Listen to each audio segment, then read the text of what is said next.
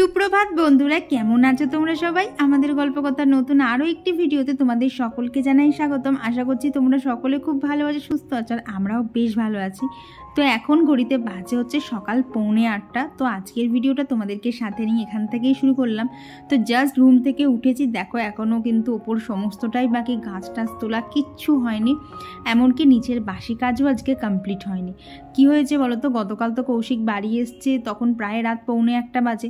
তারপর ও আসার পর একবার ধরো খাবার গরম করেছি, তারপর খেয়েছি, তারপর ওর কিছু টুকটাক কাজ ছিল, সাথে আমাদের মধ্যে অনেক বকবকও হয়েছে করে না, শুতে শুতে প্রায় অনেক দেরি হয়ে গেছে, যার ফলে না আজকে আর সকালবেলা উঠতে পারিনি। তো আজকে উঠতে অনেকটাই তো লেট হয়ে গেছে দেখতে পেলে। তো এইভাবে লেটে ওঠার পর কিভাবে আমি চটজলদি সমস্ত কাজ শেষ করি সেই টিপসই আজকে তোমাদের সাথে শেয়ার করব। তো এটা হচ্ছে আমার প্রথম টিপস, যে যখনই এরকম দেরি করে ঘুম থেকে উঠি না, তখন মাথার মধ্যে দেখবা প্রচণ্ড চাপ থাকে কাজের, যে কোনটার পরে কোনটা করব। তো এই বলতে পারো এই রকম প্রেশারটাকেই না মাইন্ড থেকে একদম কমিয়ে ফেলার জন্য না সবার আগে ফোনে আমি গান চালিয়ে দিই। তো সকালের দিক হলে এই যে ঠাকুরের নাম গান থাকে সেগুলোই শুনি, তবে সন্ধে বা রাতের দিকে হলে টুকটাক কিন্তু নর্মাল যে ধরো রবীন্দ্রসঙ্গীত বা কোনো হিন্দি গান, তো সেগুলো শুনে থাকি। এতে দেখেছি জানো তো অনেকটা টেনশন রিলিফ হয়, আর মাথার মধ্যে না ওই চাপ জিনিসটা আমার আসে না। তো সেই মতো দেখো গান চালিয়ে দিয়ে আর কি, ঠাকুরের নাম গান চালিয়ে দিয়ে কিন্তু সমস্ত কাজ করা স্টার্ট করে দিয়েছি। তো তখন তো দেখলে ঘরের কোনো কাজই হয়নি। তো সবার আগে দেখলাম গাছ কটাকে না একটু রোদে দিয়ে দিই, কারণ খুব তাড়াতাড়ি রোদটা আবার জানলা থেকে চলেও যাবে। আর এদিকে দেখছো কত জামা কাপড় আর কি কৌশিক নিয়ে এসছে, আমার কিছু টুকিটাকি জমেছিল। তো ভাবলাম এগুলোকে না আগে কাচতে বসিয়ে দিই, তাহলে ঘরের যে কাজগুলো আছে না সেগুলো কমপ্লিট করতে করতে না আমার এইদিকে সমস্ত আর কি কাছাকাছিটা হয়ে যাবে। তো এদিকে কাচতে গিয়ে দেখি এই টেবিলে যে টেবিল ক্লথটা পাতা থাকে না, তো ওইটা তো অনেক দিনই কাছাকাছি করা হয়নি, তো সেটাকেও এর মধ্যে দিয়ে দিলাম। তো বলতে পারো যখন এই রকম থাকে না চাপ, তখন কিন্তু আমি এইভাবেই কাজ করি, মনে করি যে একসাথে কিভাবে 2-3টে কাজ করা যায়। কারণ দেখবে শীতকালের কিন্তু ছোটোবেলা, তো ধীরে সুস্থে একটার পর একটা কাজ করতে গেলে কিন্তু সন্ধে হয়ে যাবে। তো সেদিক থেকে দেখতে গেলে দেরি করে উঠলে কিন্তু একসাথে 2 করে 3টে করে কাজ করতেই হবে। আর শীতকালে নিজেকে সবসময় কিন্তু ফ্রেশ রাখতে গেলে পর্যাপ্ত পরিমাণে জলটা খেতে হবে। দেখবে শীতকালে না ওই যে সোয়েটার বলো চাদর বলো এইগুলো তো পরা থাকে, এতে কিন্তু শরীরটা গরম থাকে, আর তার ফলে কিন্তু জলের ঘাটতিও ঘটে। এমনিতেই দেখবে শীতে আমাদের জলটা খাওয়া কম পড়ে, আর জল যা ঠান্ডা থাকে সেই জল কিন্তু পেট ভরে অত খাওয়াও যায় না, তবে যতটা যা সম্ভব কিন্তু খেতে হবে। আর একটা জিনিস আমি কি করি বলো তো, শীতকালে যদিও জল খেতে না ওই ঠান্ডা জল খেতে যদি কষ্টও হয় না, আমি কিন্তু কখনো আর কি গ্যাসে গরম করে জল খাই না। তো আমি করি কি বলো তো, এই যে জানলায় যে রোদ আসে, এই রোদের এখানেই 1-2 বোতল রেখে দিই। তো সেই জলটা না দেখবে অনেকটাই গরম হয়ে থাকে আর কি, ঠান্ডা ভাবটা থাকে না। তো সেই জলটা খেয়েই কিন্তু নিজেকে ফ্রেশ রাখার চেষ্টা করি। আর এদিকে গাছে জল দিতে এসে দেখি জানো তো, এই বড় যে মানি প্ল্যান্ট গাছটা আর কি যেটা ঝোপালো করেছি, তার থেকে 2টো পাতা না হলুদ হয়ে গেছে।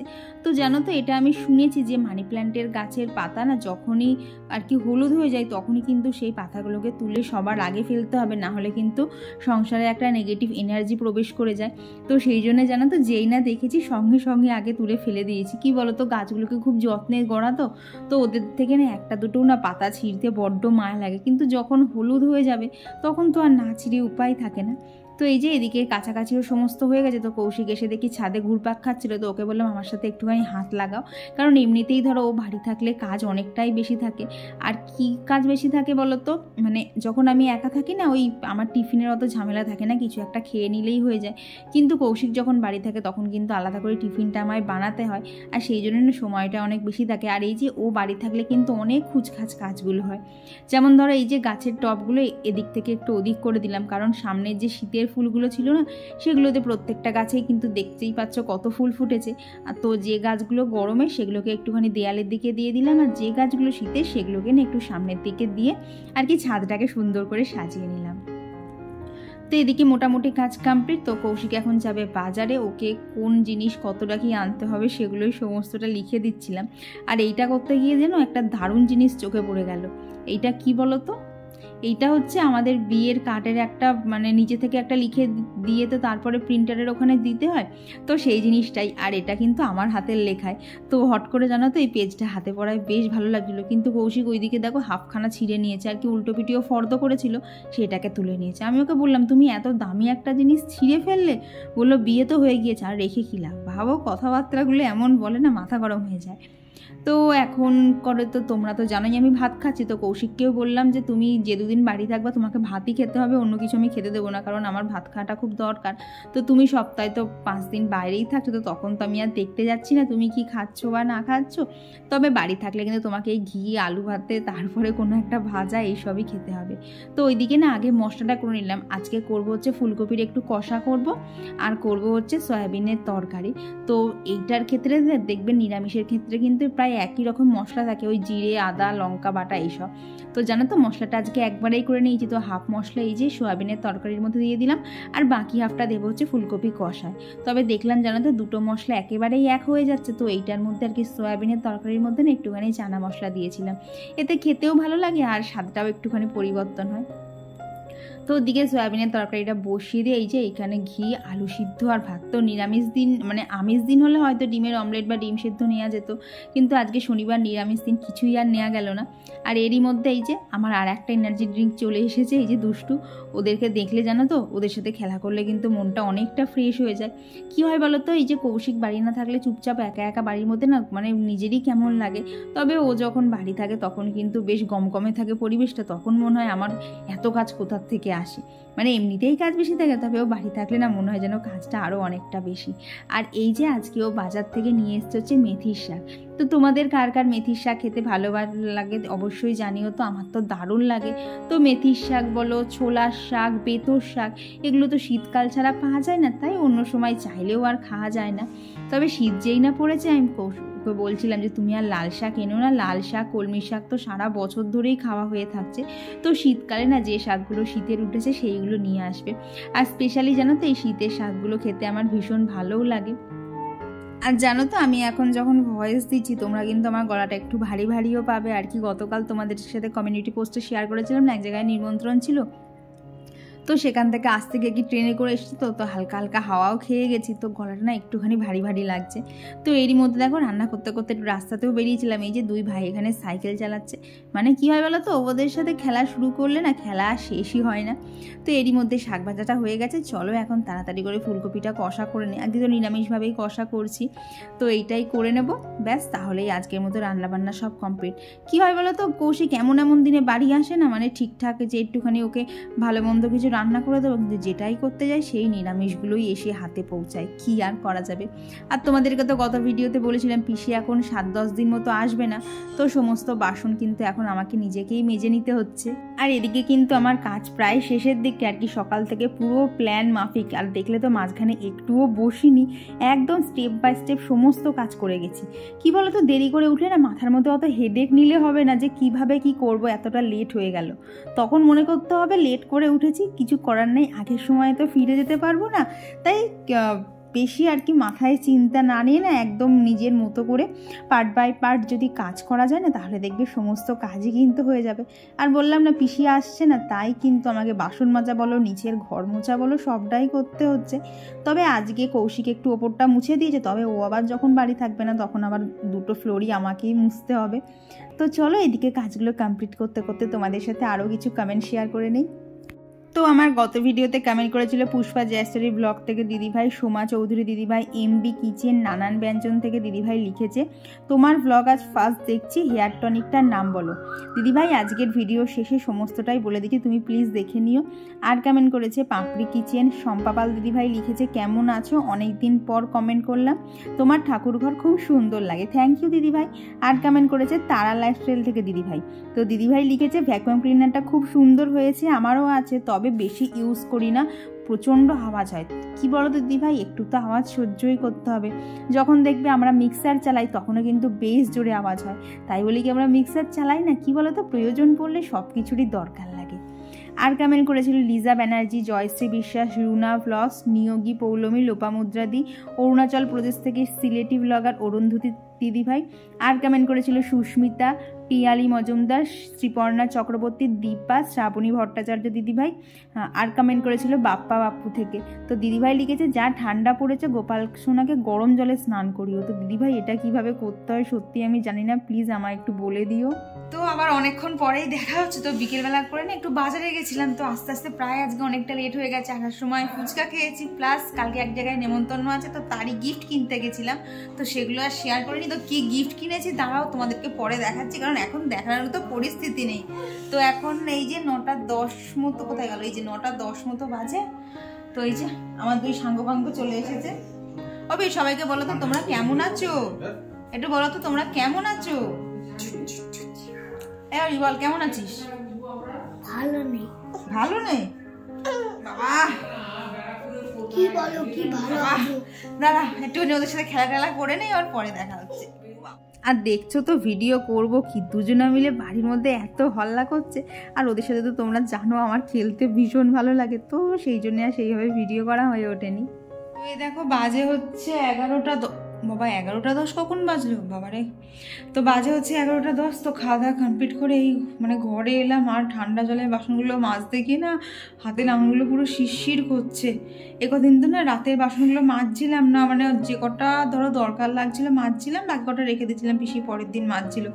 কিন্তু এই পিসি আসছে না, বাবা মানে এক বেসিন বাসন হয়ে আরও 3-4টে ছিল, মানে কতগুলো যে বাসন বেরিয়ে গেছিলো। তো সমস্ত কিছু মেজে এই যে ঘরে এলাম। এখন বলতে পারো খুব কষ্ট করে হলো স্কিন কেয়ারটা আমায় কমপ্লিট করতেই হবে। আর তোমাদের অনেকেরই প্রশ্ন থাকে যে আমি কি হেয়ার টনিক ইউজ করছি, তো ভাবলাম সেটাও আজকে তোমাদের সাথে শেয়ার করে দিই। তো দাঁড়াও দেখাচ্ছি। তো এই দেখো এই হেয়ার টনিকটাই আমি ইউজ করি। এটা হচ্ছে জোভিস হার্বালের একটা হেয়ার টনিক, এটা আমলা আর বেল দিয়ে। তো এটা জানো তো আমার ভীষণ উপকারী দিয়েছে। এটা কিন্তু কোনো প্রমোশন ভিডিও না, এটা আমি নর্মাল দোকান থেকেই কিনে এনেছি। তো যদি এটা আমি অ্যামাজনে পেয়ে যাই তাহলে তোমাদের সাথে লিঙ্কটা এই ভিডিওর ডিসক্রিপশন বক্সে শেয়ার করে দেবো। তো আমি 205 না 208 এরকম সামথিং দিয়ে একটা নিয়েছিলাম, আর এটার প্রিন্ট আছে হচ্ছে 285 টাকা। এটা তো আমার ভীষণ কাজে দিয়েছে, মানে কোনো হেয়ার টনিক ফার্স্ট টাইম আমি ইউজ করছি আর এতটা ভালো রেজাল্ট পেয়েছি, মানে এটাকে ছাড়া আমি অন্য কিছু এখন মাথায় অ্যাপ্লাই করার কথা ভাবতেও পারি না। এটা আমার কাছে এতটা পছন্দ হয়েছে। তো ভাবছি ওই দোকানটা থেকে গিয়ে আরও বেশ কিছু এরকম প্রোডাক্ট নিয়ে আসবো, সেটা স্কিন কেয়ার হোক বা হেয়ার কেয়ার হোক, কারণ দিদিটা প্রোডাক্টটা দিয়েছে আমাকে ভীষণ ভালো।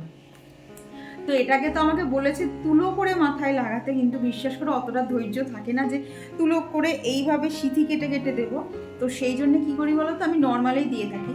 আর এই দেখো ঢাকনাটা খোলার পর না এখানে একটা ছোট্ট লক আছে, ওটা ক্যামেরাতে বোঝা যাবে না। এই দেখো এইরকম দাঁড়াও, এই দেখো এবার দেখতে পাচ্ছি, দেখো এরকম ছোট্ট একটা এরকম লক মতো আছে, এটা যে ইউজ করা হয়ে যায় এরকম করে ঢুকিয়ে দিতে হয়, তারপরে আবার এইভাবে খুলে নিতে হয়। তো এই হেয়ার টনিকটাই এখন ইউজ করব। মানে লকটা এতটাই ছোট না, ইউজ করাও একটুখানি চাপের হয়ে যায়। তো এই দেখো মানে কি বলতো ফুটোটা খুব একটা বেশি বড় না, ছোটোর মধ্যেই আছে। তো এইভাবে আমি দেই আর এরকম করে না পেছন দিকে দিতে থাকি। তো অনেকেই জিজ্ঞেস করো যে এটা মানে এটার গন্ধটা কেমন, বিশ্বাস করে এটা তো হেয়ার টনিক, কোনো তো হেয়ার অয়েল না, না সেরকম কোনো গন্ধ নেই, একটুখানি সামান্য ঝাঁঝালো মতো গন্ধ, তাও যদি নাকের কাছে নেওয়া হয় তবেই পাওয়া যাচ্ছে, নাহলে কিন্তু কোনো গন্ধই পাওয়া যায় না। তো এই দেখো এইভাবে সিধে কেটে কেটে, মানে যেই জায়গাগুলো আমার মনে হয় না আমার হেয়ার ফল হতে হতে জায়গাগুলো পুরো ফাঁকা হয়ে গেছে, তো সেইখানগুলোতেই আমি বেশি করে করে দিয়ে থাকি।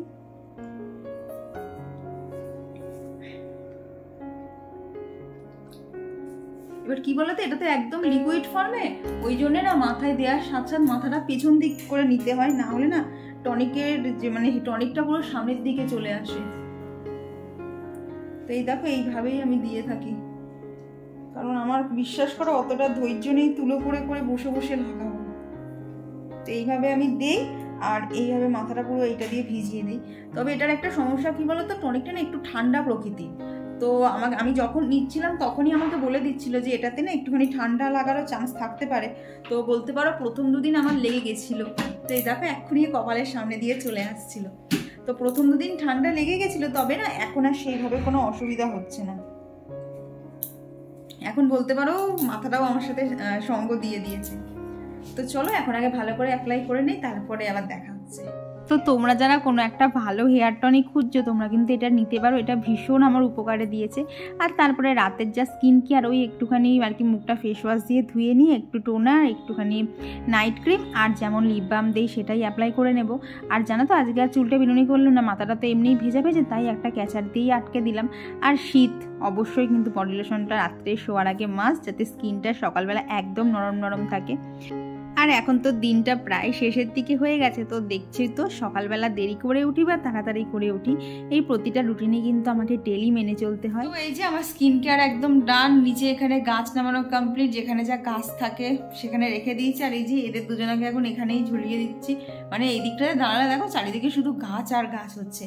তো আজকের মতো এখন আর কোনো কাজ নেই, এখন চুপচাপ শুয়ে পড়তে হবে, কারণ কালকে তাড়াতাড়ি উঠে সমস্ত কাজ কমপ্লিট করতে হবে, তারপর নেমন্তন্ন বাড়ি যেতে হবে। প্লাস আমি শাড়ি পরবো, মানে শাড়িটা কী শাড়ি পরবো তোমাদেরকে কালকেই দেখাবো। শাড়িটা একদম ভাজ ভাজ আছে, আমার তো ভয় লাগছে ঠিকঠাক পরে উঠতে পারবো কিনা, তার মধ্যে ট্রেনে করে যেতে হবে, জানি না কি হবে। তো দেখি কালকে হয়তো ভিডিও শুরু করতে একটু লেটও হয়ে যাবে, ভাবছি সমস্তটা গুছিয়ে নিয়েই তারপরে তোমাদের সাথে ভিডিও শেয়ার করবো। না হলে কি বলো তো, এক জায়গায় যাওয়ার থাকলে না নর্মাল ডেলি ভিডিও শ্যুট করে সেখানে যাওয়া আমার পক্ষে প্রচণ্ড টাফ হয়ে যায়। তো দেখি কালকে কতদূর কী করতে পারি।